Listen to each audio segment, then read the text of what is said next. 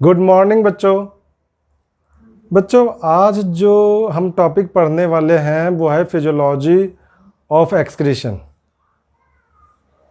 लेकिन physiology of excretion पढ़ने से पहले हम एक टॉपिक पढ़ेंगे जिसका नाम है ब्लड सप्लाई इन नेफ्रॉन। वैसे मैंने आपको इसके बारे में कंसेप्ट तो पिछले क्लास में ही दे दिया है, फिजियोलॉजी ऑफ एक्सक्रीशन का and blood supply in nephron. लेकिन इस क्लास में इसको हम लोग काफ़ी डिटेल में पढ़ने वाले हैं। हमने आपको पिछले क्लास में बताया था नेफ्रॉन का स्ट्रक्चर कैसा होता है। This is the structure of nephron. आप यहाँ पे ध्यान से देखेंगे हम नेफ्रॉन को किस तरह से ड्रॉ करते हैं। तो ये हम ड्रॉ कर रहे हैं स्ट्रक्चर ऑफ नेफ्रॉन। हालांकि हम इसको पिछले क्लास में भी ऑलरेडी ड्रॉ कर चुके थे, लेकिन इस बार हम आपको कुछ एक्स्ट्रा बताएंगे। तो आप इस डायग्राम को ध्यान से देखें। बेटा पिछले क्लास में ये तो मैं हो गया हमारा बोमेंस capsule. This is PCT, this is descending limb. Descending limb में देखो हम इतने जानबूझ के मैंने इसको ड्रॉ किया था ताकि आप ये समझ सको कि डिसेंडिंग लिम्ब का कुछ पार्ट जो होता है उसका डायमीटर जो होता है वो ज़्यादा होता है, जबकि कुछ पार्ट का जो डायमीटर है वो थोड़ा कम होता है। तो यहाँ पर हमने पहले डायमीटर ज़्यादा दिखाया है, अब हम लोग इसी को डायमीटर थोड़ा कम दिखाएंगे। तो हमने इसका डायमीटर क्या कर दिया, डिक्रीज कर दिया है, ताकि आप अच्छे से समझ सको कि जो हम लोग ड्रॉ करते हैं वो एक्चुअल में कैसा होता है। आपके एनसीईआरटी में जो डायग्राम ड्रॉ किया हुआ है ना, हॉरिजेंटली ड्रॉ कर दिया है, लेकिन मैंने यहाँ पे जो डायग्राम ड्रॉ कर रहा हूँ ये वर्टिकली है।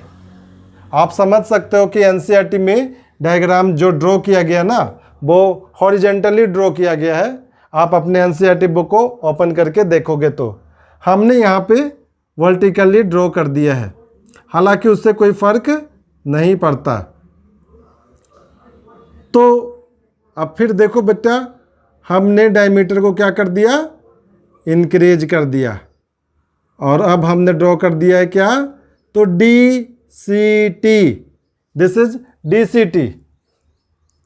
और ये यहाँ से चला जाएगा कहाँ, तो कलेक्टिंग डक्ट में चला जाएगा। तो इसको ध्यान से देखेंगे बेटा जी, ये हो गया हमारा कलेक्टिंग डक्ट। ये सिंपल बना दिया हमने, किसका स्ट्रक्चर बनाया है, नेफ्रॉन का स्ट्रक्चर को बना दिया है। अब अगर हम इसका नाम लिखें तो नाम तो आपको मैं बता देता हूँ, लेकिन अभी डायग्राम को अच्छे से दिखाना है इसलिए लेवल नहीं करूँगा नाम। This is बोमेंस capsule, PCT proximal कन्वॉल्यूटेड tubule. ये हो गया बेटा डिसेंडिंग लिम्ब, जिसका इंटीरियर पार्ट का डायमीटर ज़्यादा है और नीचे का लोअर जो पार्ट्स है उसका डायमीटर कम है।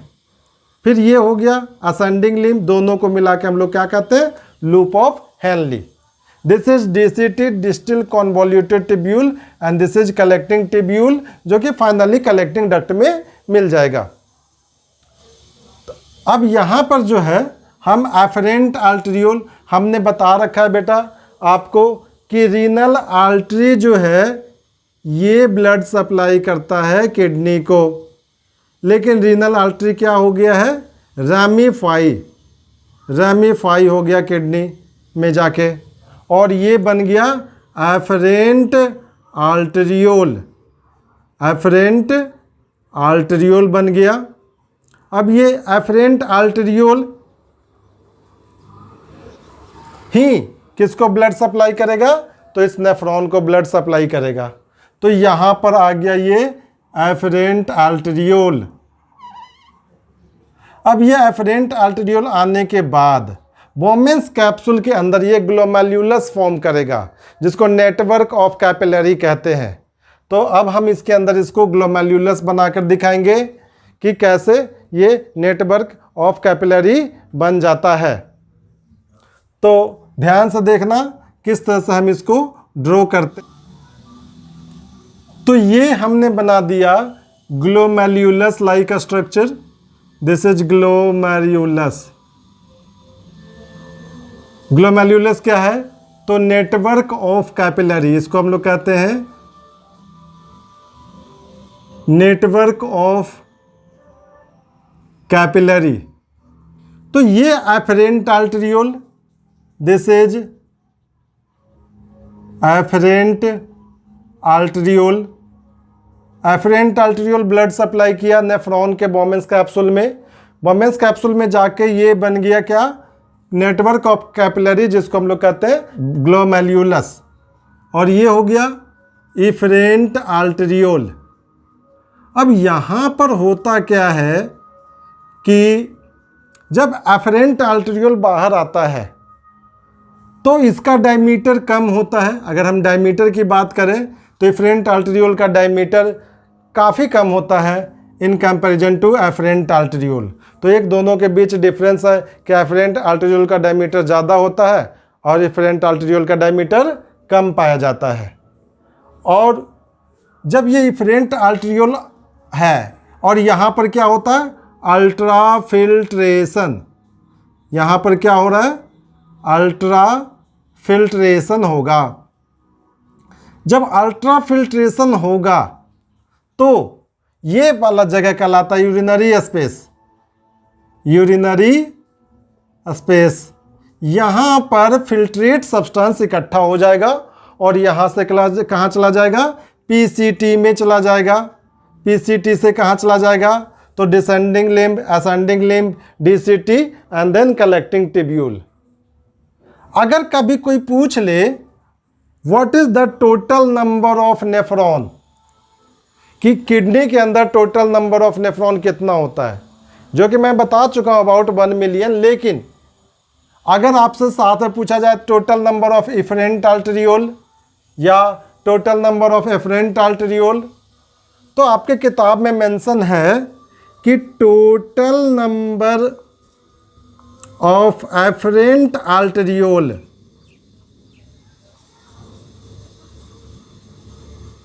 is equal to number of nephron in kidney. Number of nephron is equal to number of efferent arteriole. Number of efferent arteriole. इस बात को ध्यान में रखेंगे कि किडनी के अंदर total number of efferent arteriole is equal to total number of nephron and equal to total number of efferent arteriole. एक और बात है यहाँ पे, efferent arteriole का डायमीटर कम है, efferent arteriole का डायमीटर ज़्यादा है। अल्ट्रा फिल्ट्रेशन हो चुका, मान लेते हैं, इसको हम आगे पढ़ेंगे अल्ट्रा फिल्ट्रेशन को। अल्ट्रा फिल्ट्रेशन होने के बाद फिल्ट्रेट सब्सटेंस कहाँ गया? पीसीटी में। लेकिन यहाँ पे अल्ट्रा फिल्ट्रेशन जब होता है तो काफ़ी useful substances like glucose, amino acids, essential hormones and many other vitamins जो कि हमारे लिए ज़रूरी है, वो भी फिल्टर हो जाता है इस अल्ट्रा फिल्ट्रेशन प्रोसेस में। अल्ट्रा फिल्ट्रेशन का मतलब होता है फिल्ट्रेशन अंडर प्रेशर। तो यहाँ पे वो भी फिल्टर हो जाता है। तो उसको रीअब्जॉर्ब करने के लिए इफरेंट आर्टेरियोल जो है ये वापस आता है पीसीटी के पास, descending limb of loop of Henle, ascending limb of loop of Henle and DCT for the reabsorption of useful substances. तो ये यहाँ पर वापस आएगा to reabsorb the useful substances in the form of peritubular capillary. और ये network form कर जाएगा किसके चारों तरफ? तो PCT, descending limb, ascending limb and DCT के पास, ताकि मैक्सिमम रीअब्जॉर्प्शन किया जा सके। इफरेंट आर्टेरियोल जो है ये इफरेंट आर्टेरियोल आके सराउंड कर लेगा किसको, तो पीसीटी को। ये मैंने बताया था, ये पीसीटी है, proximal convoluted tubule. This is descending limb, तो मैंने लिख दिया यहाँ पे डिसेंडिंग लिम्ब। ये हो गया ascending limb.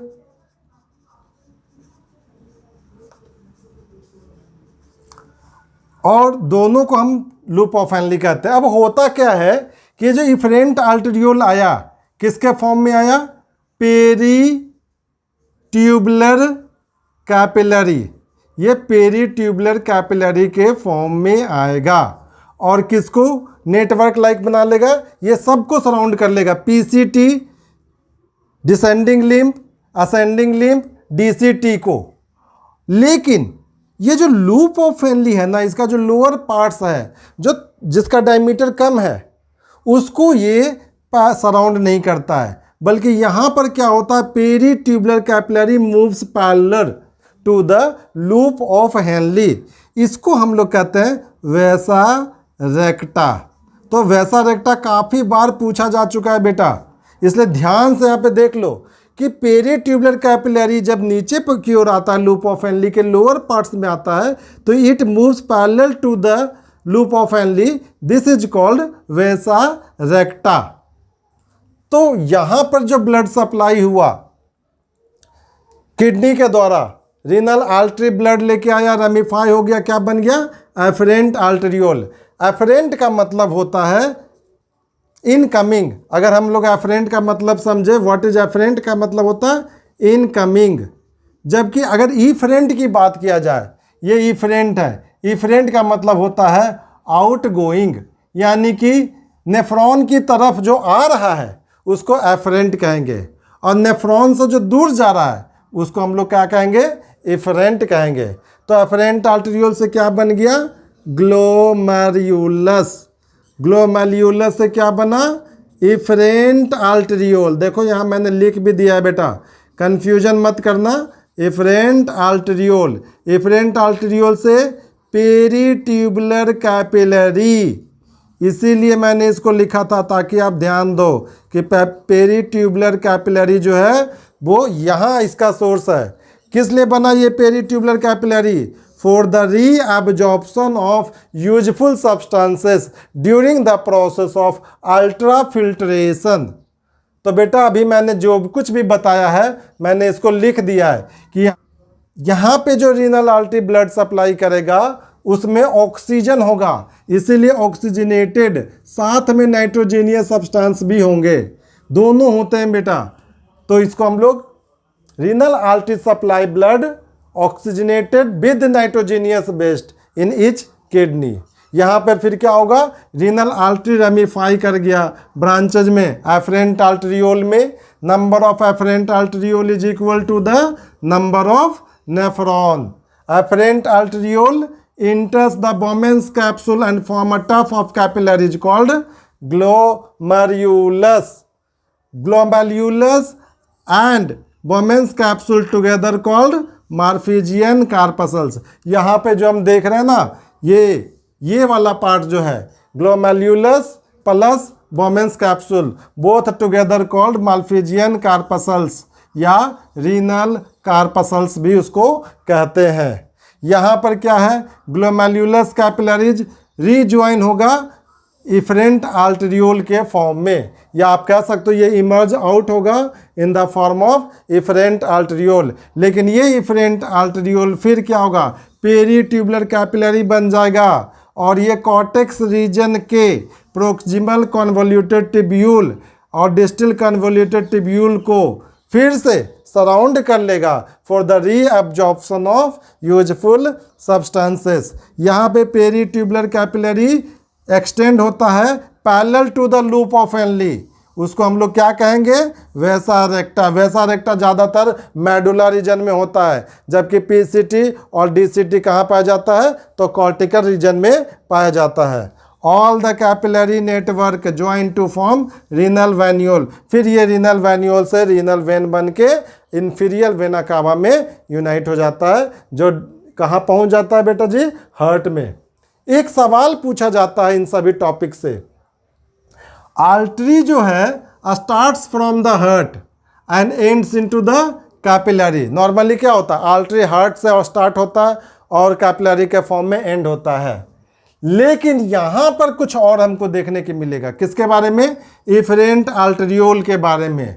Efferent arteriole starts from glomerulus, जो खुद एक कैपिलरी है, और एंड भी हो रहा है किसमें? पेरीट्यूबुलर कैपिलरी में। यानी कि इफरेंट आर्टेरियोल जो है स्टार्ट भी कैपिलरी से हुआ है और एंड भी कहाँ हो रहा है? कैपिलरी में हो रहा है। यानी कि यहाँ पर थोड़ा सा अलग प्रोसेस हमको देखने को मिल रहा है। तो एक्चुअल में क्या होता ना, अगर कहीं पे इस तरह को देखने को मिले तो उसको हम लोग पोर्टल आर्टरी कहते हैं। ये पोर्टल आर्टरी कहलाएगा, पोर्टल सिस्टम है। तो इस तरह से अगर कोई डायरेक्ट हार्ट से ओरिजिन नहीं है और वापस हार्ट में जाकर नहीं मिला है, तो अगर ऑर्गन टू ऑर्गन अगर किसी चीज़ को फॉर्म होता है तो हम लोग उसको क्या कहेंगे? Portal system. तो यहाँ पर जो इफरेंट आर्टेरियोल है, ये capillary is a type of organ, peritubular capillary, capillary भी इसका ओरिजिन है, कैपिलरी इसका एंड है। तो इस सिस्टम को हम लोग पोर्टल सिस्टम कहते हैं और इसको हम लोग पोर्टल आर्टरी भी कहेंगे। तो इफरेंट आर्टेरियोल को हम लोग पोर्टल आर्टरी कहते हैं। तो बेटा जी आज के लिए इस टॉपिक में यहीं तक। अब हम लोग पढ़ेंगे physiology of excretion. Physiology of excretion. Physiology of excretion में हम ये जानेंगे कि ह्यूमन बींग्स किस तरह से अपने बॉडी के नाइट्रोजीनियस सब्सटेंस को बॉडी से एलिमिनेट करता है। ह्यूमन बींग्स जो है मैमल्स हैं and all the mammals are ureotelic animals. Ureotelic animals का मतलब जो बॉडी से नाइट्रोजीनियस सब्सटेंस को यूरिया के फॉर्म में रिलीज करता है। आपको याद होगा हमने नाइट्रोजीनियस सब्सटेंस को क्लासीफाई कर दिया था। जो वैसे एनिमल्स जो बॉडी से डायरेक्ट अमोनिया को डिस्चार्ज करते हैं, they are called ammoniotelic animals. जो बॉडी से यूरिया को डिस्चार्ज करते हैं, they are called ureotelic animals. वैसे एनिमल जो यूरिक एसिड को बॉडी से डिस्चार्ज करते हैं, they are called uricotelic animals. And कुछ एनिमल्स तो ऐसे हैं जो बॉडी से डायरेक्ट अमाइनो एसिड को ही डिस्चार्ज कर देते हैं, दे आर कॉल्ड अमाइनोटेलिक एनिमल्स। तो ह्यूमन बींग्स मैमल्स हैं, ह्यूमन बींग्स क्या है? Ureotelic animals. तो होता क्या है हमारे बॉडी के अंदर, हम लोग कार्बोहाइड्रेट्स को तो जमा करके रख सकते हैं, फैट को भी रख सकते हैं for the future source of energy, लेकिन प्रोटीन हमारे बॉडी में उतना ही कलेक्ट होता है, जितना ही एब्जॉर्ब होता है जितना हमारे बॉडी को रिक्वायरमेंट है। अगर आप एक्स्ट्रा प्रोटीन लेते हो तो वो जो हमारे बॉडी में एक्स्ट्रा प्रोटीन है वो डीएमिनेट हो जाएगा इन the form of nitrogenous substances और उसको बॉडी हमारा एलिमिनेट कर देता है। तो जब भी आप डाइट लेते हो तो इस बात का ध्यान रखना कि प्रोटीन का जो डाइट है according to your body weight, मैं पिछले क्लास में बता चुका हूँ कि किस व्यक्ति को कितना प्रोटीन लेना चाहिए। अब यहाँ पे क्या है कि ह्यूमन बींग्स यूरियोटेलिक एनिमल्स हैं। तो ह्यूमन बींग्स में क्या होता है कि जो एक्स्ट्रा प्रोटीन है, ये प्रोटीन जो भी एक्स्ट्रा प्रोटीन है, ये एक्स्ट्रा प्रोटीन अमाइनो एसिड में ब्रेक हो जाता है। एक्स्ट्रा प्रोटीन किस में टूट गया? अमाइनो एसिड में। अब ये अमाइनो एसिड लीवर में एक एंजाइम होता है जिसका नाम है ऑक्सीडेज। ये ऑक्सीडेज एंजाइम इस अमाइनो एसिड को NH3 में कन्वर्ट कर देता है, अमोनिया में कन्वर्ट कर देता है। Ammonia is very toxic for human beings. Ammonia को बॉडी में नहीं रख सकते, बहुत ही ज़्यादा टॉक्सिक होता है ये अमोनिया हमारे बॉडी के लिए। तो हमारा जो बॉडी है उसमें जितना भी अमाइनो एसिड फॉर्म होता है, जो यूजलेस अमाइनो एसिड है, ये सभी यूजलेस अमाइनो एसिड कहाँ चला गया? लीवर के पास चला गया। ठीक है, लीवर उसको क्या करेगा, अमोनिया में कन्वर्ट हो जाएगा। तो हमारे बॉडी में जो अमोनिया फॉर्मेशन होता है ना, वो मेनली तो लीवर में होता है, लेकिन very small amount of ammonia also formed in brain. हमारे ब्रेन में भी बहुत small amount of ammonia form होता है। तो ये जितने भी अमोनिया फॉर्म हुए, ये ब्लड सर्कुलेशन में आ जाएगा। तो लीवर क्या करता है, अमोनिया को कन्वर्ट करता है यूरिया में। लीवर क्या करेगा, अमोनिया को कन्वर्ट कर देगा यूरिया में। तो लीवर जो है, जो यूजलेस अमाइनो एसिड है, जो भी यूजलेस अमाइनो एसिड है, एंजाइम के मदद से, ऑक्सीडेज एंजाइम के मदद से उसको अमोनिया में कन्वर्ट करेगा और तुरंत इस अमोनिया को कन्वर्ट कर देगा किसमें, यूरिया में कन्वर्ट कर देगा, ताकि वो मोस्ट टॉक्सिक से लेस टॉक्सिक में कन्वर्ट हो जाए। तो ह्यूमन बींग्स में जो एक्सक्रीशन होता है, ये एक्सक्रीशन ऑफ नाइट्रोजीनियस सब्सटेंस को दो पार्ट्स में हमने डिवाइड कर दिया है। पहला जो है urea formation, this is urea formation, और दूसरा यूरिन फॉर्मेशन। यूरिन फॉर्मेशन को यूरोपोएसिस भी कहते हैं। याद रखना, टेक्निकल टर्म है बेटा जी, यूरोपोएसिस। तो जो भी यूरिया फॉर्मेशन होता है ना, ये लीवर में होता है। ये यूजलेस अमाइनो एसिड्स को कन्वर्ट करता है यूरिया में। तो इस साइकिल को हम लोग कहते हैं यूरिया साइकिल या ऑर्निदीन साइकिल, क्रेब्स हैंसलेट साइकिल भी कहते हैं, साइंटिस्ट के नाम पर है। तो इस तरह से सबसे पहले अमाइनो एसिड से अमोनिया, अमोनिया से यूरिया फॉर्म होता है। ये सारा प्रोसेस जो है लीवर में होता है। तो आज जो अभी हम इस टॉपिक को डिस्कस करेंगे, यूरिया फॉर्मेशन। हालांकि ये यूरिया फॉर्मेशन टॉपिक बहुत कम मात्रा में दिया हुआ आपके एनसीईआरटी बुक में, लेकिन हम इसको अच्छे से समझेंगे, क्योंकि जब तक यूरिया फॉर्मेशन नहीं होगा, हम लोग यूरिया को यूरिन में कैसे कन्वर्ट करेंगे। डायरेक्ट अमोनिया तो यूरिन में कन्वर्ट होता नहीं है। कन्वर्ट करने के लिए हमें अमोनिया को पहले किस में कन्वर्ट करना पड़ेगा, यूरिया में। तो लीवर के अंदर चलता है urea cycle, ornithine cycle, Krebs Henseleit cycle. इस प्रोसेस में 3 अमाइनो एसिड्स पार्टिसिपेट करते हैं। 3 amino acids participate in this cycle, urea formation. ये जो यूरिया फॉर्मेशन है, इसमें 3 अमाइनो एसिड्स पार्टिसिपेट। एक का नाम है ऑर्निदीन, दूसरे का नाम है सिट्रियोलिन, और तीसरे का नाम है आर्जिनिन। ये तीनों मिलकर ही यूरिया साइकिल, ऑर्निदीन साइकिल और क्रेब्स हैंसलेट साइकिल को कंप्लीट करेगा, और यूजलेस अमाइनो एसिड से जो अमोनिया बना है, उस अमोनिया को यूरिया में कन्वर्ट कर देता है। तो यहाँ पर सबसे पहले हम लोग देखेंगे जो फर्स्ट अमाइनो एसिड है, जिसका नाम है ऑर्निदीन। This is ऑर्निदीन।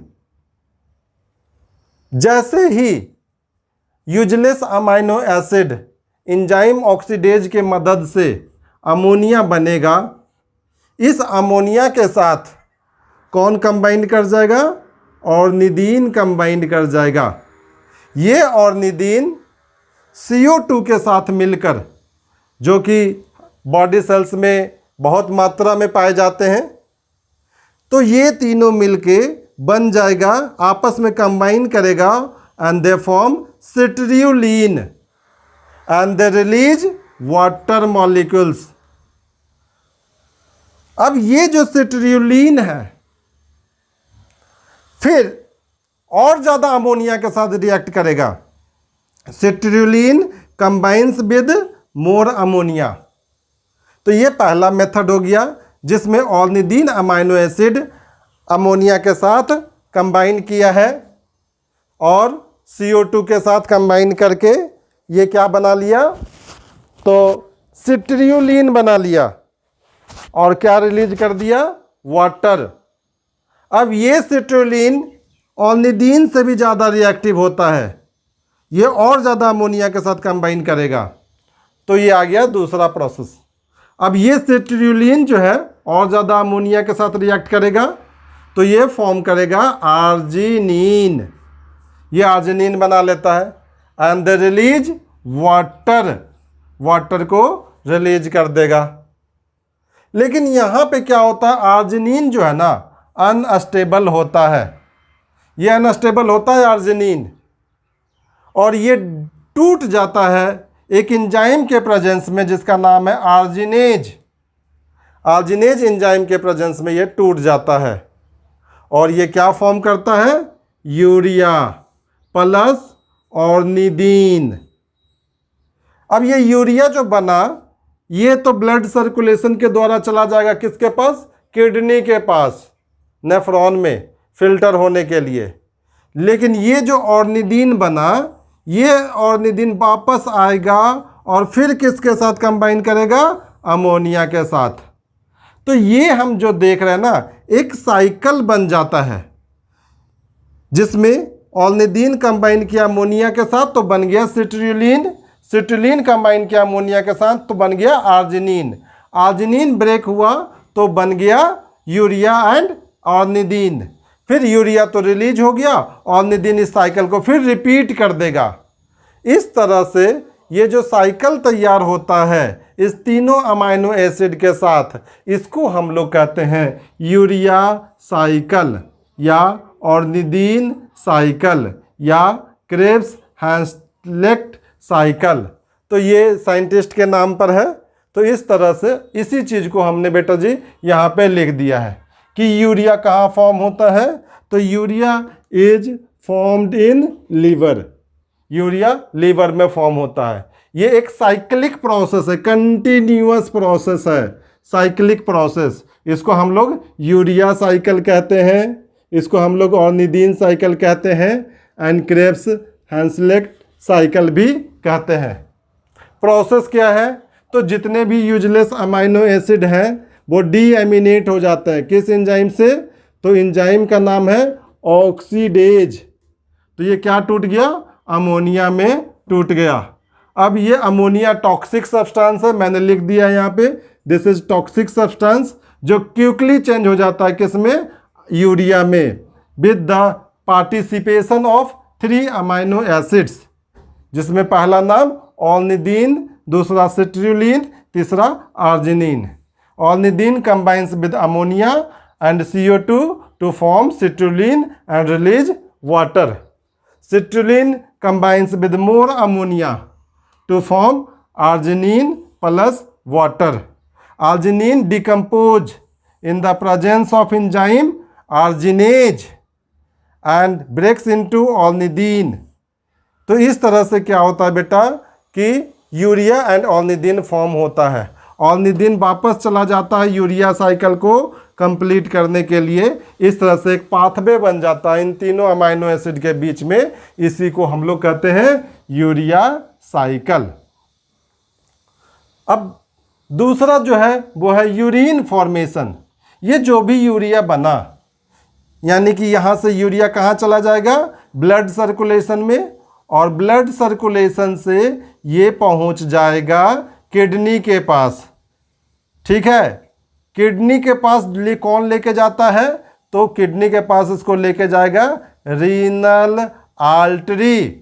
किडनी को ब्लड सप्लाई करने का काम कौन करता है, रीनल आर्टरी। रीनल आर्टरी को कहाँ लेके चला गया, किडनी के पास लेके चला गया। अब वहाँ पर होता है यूरिन फॉर्मेशन, जिसको हम लोग यूरोपोएसिस भी कहते हैं। इसमें 3 में प्रोसेस है। पहला है अल्ट्रा फिल्ट्रेशन, दूसरा है ट्यूबुलर रीएब्जॉर्प्शन और तीसरा है ट्यूबुलर सीक्रीशन। तो 3 मेन प्रोसेस है। पहला प्रोसेस का नाम है अल्ट्रा फिल्ट्रेशन, दूसरा प्रोसेस का नाम है ट्यूबुलर रीएब्जॉर्प्शन, तीसरा प्रोसेस का नाम है ट्यूबुलर सीक्रीशन। तो अब हम इसे डिटेल से पढ़ेंगे।